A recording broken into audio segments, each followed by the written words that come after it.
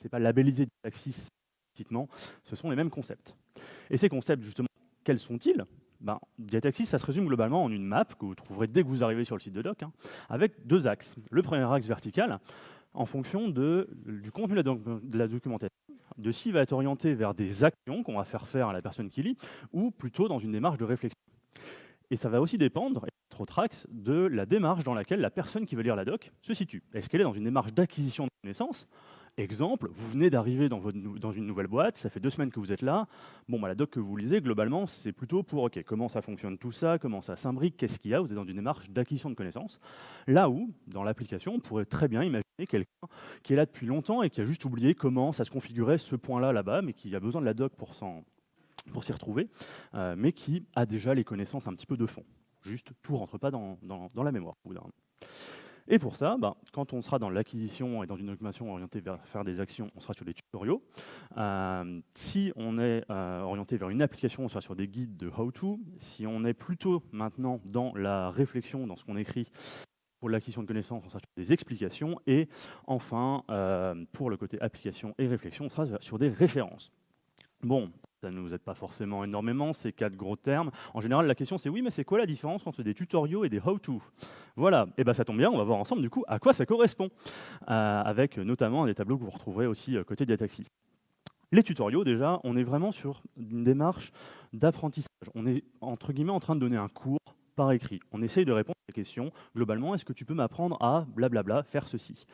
Diataxis prennent pas mal de comparatifs avec la cuisine en termes d'analogie dans leur doc. Ici, on serait sur, par exemple, apprendre à un enfant à cuisiner. Donc on va vraiment être dans cette démarche-là d'accompagner, de prendre par la main. Là où c'est un peu compliqué, par contre, c'est que on est par écrit. Contrairement à un cours qu'on donnerait, on n'a pas cette possibilité d'interagir un petit peu, de voir que la personne elle est en train de bloquer là, ou d'avoir justement des questions-réponses un petit peu. Donc il faut vraiment avoir ça en tête et y prêter une attention particulière au moment où on l'écrira, pour avoir cette démarche-là à l'écrit. Pardon, je vous en ai passé une. Ensuite, les how-to, ou guides pratiques. Donc on est dans le cadran supérieur droit maintenant, où là on va vraiment orienter très précisément vers un objectif que la personne a quand elle vient consulter la doc. On est vraiment sur une série d'étapes, on pourrait comparer ça à une recette de cuisine avec des étapes, et ça présuppose une certaine connaissance de la personne qui vient de cette doc. Elle ne vient pas pour apprendre des choses, elle vient pour savoir comment l'appliquer. Typiquement, dans une recette de cuisine, vous n'aurez pas une dissertation sur les différentes températures de cuisson possibles en fonction des aliments, ou comment casser des œufs, ou pourquoi c'est important d'éplucher tel type de légumes. Vous n'aurez pas ça. Vous aurez la recette en disant, vous faites ça, ça, ça, et à la fin, vous avez tel résultat. C'est la même démarche, et ça présuppose du coup un utilisateur déjà compétent. Les références, ensuite, c'est peut-être le plus simple à expliquer. On est sur de l'information très factuelle, très neutre. Exemple, la doc de votre API, l'aspect de votre API avec, j'ai tel endpoint par exemple en REST, je peux les appeler de telle manière, il y a tel paramètre dans mes requêtes, je vais avoir une réponse avec cette tête-là, c'est neutre, c'est factuel. Et le dernier, par opposé qui est assez flou, les explanations, les explications, où là, on va plutôt être sur quelque chose, on va essayer de répondre au pourquoi quelque chose. C'est beaucoup plus flou, beaucoup plus large. Il y a potentiellement une certaine part d'incertitude qu'on assume d'ailleurs, typiquement dans ce genre de documentation.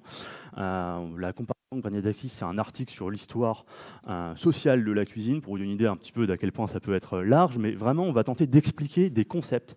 D'ailleurs, chez Payfit, les parties explanation, on les retrouve souvent dans les documentations des équipes appelées concepts, parce que souvent, c'est ça qu'on va expliquer en fait. C'est un concept, c'est OK, ce concept, pourquoi il existe, pourquoi c'est important, pourquoi on devrait s'en soucier, c'est quoi les enjeux, etc. Et pour chacune de ces catégories, les Diataxis vont donner un petit peu des détails. Alors, on ne va pas tous les faire parce qu'on n'a qu'un quart d'heure. Je vais vous donner l'exemple pour un tutoriel où, par exemple, dans les critères, on aura le fait d'avoir un sentiment d'accomplissement sur la personne qui va le lire. C'est très important. Ça fait d'ailleurs écho au talk qui se passait ici, là, sur cette même scène, du coup, hier, de Émilie et Estelle, où ils voulaient parler de Peak Junior, où ça parlait du sentiment d'auto-efficacité. Le sentiment étant important pour pas que la personne se sente perdue. L'objectif, c'est d'accompagner la personne jusqu'à la fin du tutoriel pour qu'elle ait acquis des connaissances. Et du coup, il faut que ça soit réalisable jusqu'au bout et avoir un résultat. Et pour ça, on va essayer d'avoir un parcours logique et surtout d'être complet. Ça passe par être très clair sur les prérequis pour suivre ce tutoriel. Ça passe par expliciter vraiment tous les outils par lesquels on va passer, et ça va d'ailleurs probablement très largement linker vers d'autres bouts de documentation sur comment faire des choses, sur des concepts, sur des explanations, sur ce genre de choses.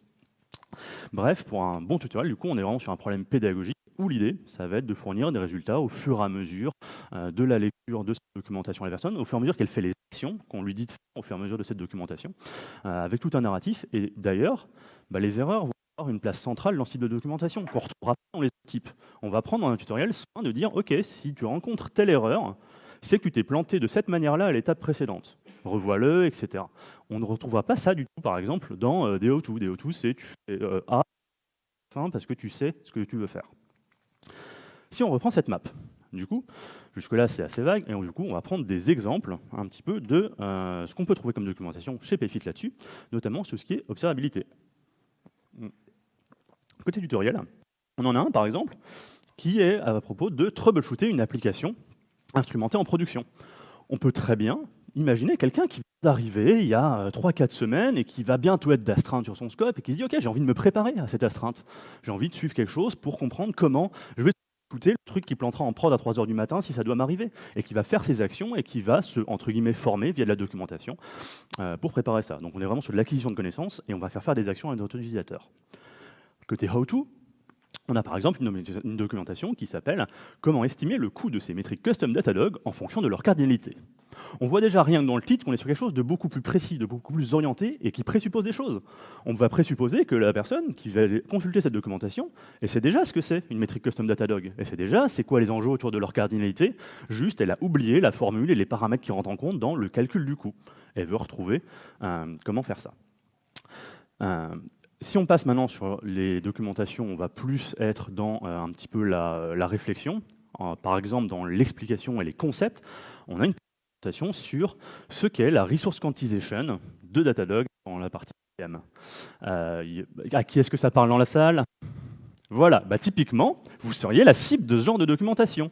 On est vraiment dans l'acquisition de, mais en fait, c'est quoi ce concept? Pourquoi c'est important? Pourquoi je devrais m'en soucier? J'ai vu passer ce terme sur Slack, j'ai aucune idée de ce que c'est. Et cette documentation, elle est là pour accompagner et répondre à ce besoin-là. Et enfin, côté référence, on la convention de nommage des métriques custom Datadog chez Payfit en disant tel préfixe dans tel cas, de telle manière, c'est structuré avec tel fil dans tel ordre, ou encore la durée de rétention qu'on a configurée au niveau plateforme par défaut et qui s'applique à tout le monde, qui va dire que les métriques en fonction de ça, on va les garder tant de temps. Et en quoi ça nous aide, du coup, d'avoir ces 4 blocs? Ça nous aide sous 2 axes. Le premier, c'est quand on écrit de la doc. Ça nous permet d'être beaucoup plus intentionnel dans ce qu'on va faire, de vraiment se poser la question de pour qui est-ce que j'écris cette documentation, pour quel use case en fait, et sortir un petit peu de ce qu'on peut parfois voir de pourquoi tu as écrit cette doc. Parce que c'était écrire la doc dans la definition of done de Mastery, où on se retrouve avec une doc un peu fouillie, on se dit je vais en faire générer au passage 20 lignes et puis ça fera l'affaire.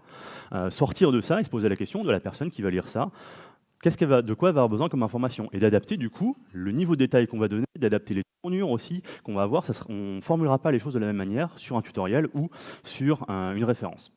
Et du coup, ça facilite aussi le fait de review ces documentations, puisqu'on est sur des choses un peu plus cadrées. Ça évite de partir des fois dans des débats sans fin, de oui, mais est-ce qu'on ne pourrait pas rajouter ça, puis rajouter ça, puis rajouter ça dans cette page-là de documentation, et avoir des choses qui grandissent. Et ça aide aussi nos lecteurs de documentation quand ils vont aller la consulter, parce que c'est plus simple du coup de trouver ce qu'on cherche. On sait en général, quand on va voir de la doc, ce qu'on cherche à y trouver. Est-ce que je suis en train de chercher, par exemple, si je sors 5 secondes du contexte de Payfit et que je lis la doc d'un framework, est-ce que je suis en train d'essayer de comprendre globalement comment ça marche le truc, ou alors est-ce que je suis un utilisateur du framework et que je vais vouloir savoir comment configurer telle chose. Donc ça permet de trouver du coup les choses un peu plus efficacement, et surtout d'y trouver que ce qu'on cherche. Vous avez probablement déjà vu des docs où vous cherchez juste quel paramètre je file à ça. En général, c'est encore plus probant maintenant avec les choses par IA à rallonge. Vous avez 5% en fait de la page de doc qui vous concerne avant de savoir méga pâté sur c'est important et l'histoire de ce concept à travers les âges, et à la fin une extension qui vous rebalance vers tas d'autres concepts et pourquoi est-ce que vous voudriez voir ça, et au final vous galérez à trouver votre information. L'idée là c'est d'avoir du coup que ce qu'on cherche. Du coup, 2 petits tips pour quand, sans aucun doute, en sortant de cette salle, vous tenterez de vous mettre à Diataxis par rapport à ce qu'on a pu voir un petit peu pour l'intention. Déjà, soyez spécifique pour éviter la confusion au maximum. Alors évidemment, comme vous l'aurez compris, la doc qui s'appelle monitoring, c'est non. Mais on pourrait se dire, je vais faire monitoring de performance et TypeScript, c'est déjà mieux, c'est déjà plus précis, mais on peut l'être encore plus idéalement, par exemple, how to intégrer le monitoring de performance avec Datadog à votre application TypeScript. Clairement, vous savez ce que vous allez y trouver. Et on sait du coup quoi écrire aussi dans cette page-là. Et n'ayez pas peur de découper et de croiser les références. Par exemple, on va reprendre ça, on va avoir un tutoriel sur, je prends mon exemple tout à l'heure, troubleshooter une application instrumentée en production. Et ok, on va avoir plein d'étapes, mais ça va sans aucun doute à un moment faire des références et avoir des liens vers un how-to sur comment réhydrater des lots Datadog. Plutôt que d'essayer de mettre ça et plein d'autres bouts dans le tutoriel, hop, on a quelque chose là-dessus. Ce how-to qui lui-même ira référencer une référence, les choses sont bien faites, sur la durée de rétention côté Datadog qui est configurée chez Payfit. Et ça ira probablement à un moment ou à un autre envoyer vers une explanation sur les notions de rotation de log, pourquoi c'est important, c'est quoi les enjeux, techniquement à quoi ça peut correspondre, etc. Et ce tutoriel, il va probablement avoir des copains d'ailleurs, qui vont s'entre-référencer. Par exemple, super, on sait comment troubleshooter l'application, mais il faut l'instrumenter à un moment. On va probablement avoir un tutoriel sur comment instrumenter une application TypeScript. D'ailleurs, quand vous commencez du coup à écrire des documentations, à les découper, vous vous rendez compte qu'en fait, ça vous fait penser à plein de trucs, ça aide un petit peu à cadrer aussi cette démarche de « OK, qu'est-ce que je vais écrire ?» Et cette documentation, du coup, sur instrumenter son application TypeScript, va elle-même, encore une fois, aller appeler des how-to sur, par exemple, exposer des métriques custom en TypeScript, qui lui-même fera des références à certains moments, peut-être en bonus, à d'autres how-to, à ses copains, sur l'estimation du coup des métriques custom Datadog dont je parlais. Et ça peut aussi souvent aller référencer de la documentation upstream. Ça n'a pas forcément besoin d'être long. Ça peut se contenter de 10 lignes qui expliquent un peu contextuellement dans sa boîte un petit peu les enjeux et 2-3 spécificités et juste linker vers la bonne documentation upstream, en l'occurrence de Datadog. On revient à notre exposition de métriques custom. Ça ira probablement, vous voyez, vers la référence sur les conventions de nommage pour les métriques custom chez Payfit. Le tutoriel lui-même ira probablement référencer des explications plus larges sur les primitives d'observabilité moderne. On voit que c'est quelque chose de très large là, où on va plutôt être sur une explication de OK, les logs, les matrices, les traces, comment tout ça, ça fit ensemble, pourquoi les traces c'est génial, mais il y a quoi d'autre comme enjeu, etc. Ça va renvoyer vers plein d'autres choses. Et d'ailleurs, en parlant de renvoyer vers plein d'autres choses, certes, il va y avoir des liens vers ces pages, mais souvent, ça va aussi être dans les deux sens.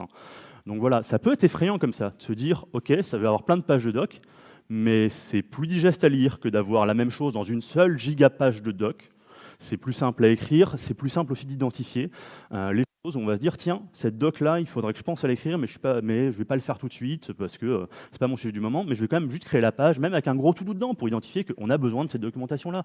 Bref, ça permet un petit peu de découper ça et du coup, à la fin, de faciliter son écriture. Dietaxis, ce qu'ils disent dans leur présentation, dans le Star Tier justement, c'est que la meilleure façon de se lancer, c'est de l'appliquer à quelque chose, même de très modeste. Donc n'hésitez pas, il faut bien commencer quelque part. Nous, on l'a fait graduellement. Il y a certaines équipes, on a découpé au fur et à mesure, on a commencé à structurer sous le format de Dietaxis et ça a inspiré d'autres équipes aussi, accessoirement, parce que quand on consulte la doc d'une équipe, on se dit c'est vachement lisible, en fait, j'y trouve ce que je cherche. Ah, c'est structuré comme ça, on va peut-être faire pareil, et ainsi de suite. Et aujourd'hui, c'est plutôt chouette, parce qu'il y a quand même pas mal d'équipes qui ont ce format de structure un petit peu pour leur documentation, et on voit que du coup, c'est plus lisible, et on s'attend un peu à trouver ça. C'est plutôt cool. Pour le feedback, ça sera sur ce QR code géant, ça ne vous prendra pas plus de 10 secondes de me le donner, j'apprécierai énormément pendant que je suis en train de dire ces deux dernières phrases de ce talk, merci beaucoup. Et pour les qui sont déjà en ligne, vous les trouverez sur le handle @orgix.fr sur Blue Sky. Merci beaucoup de m'avoir écouté.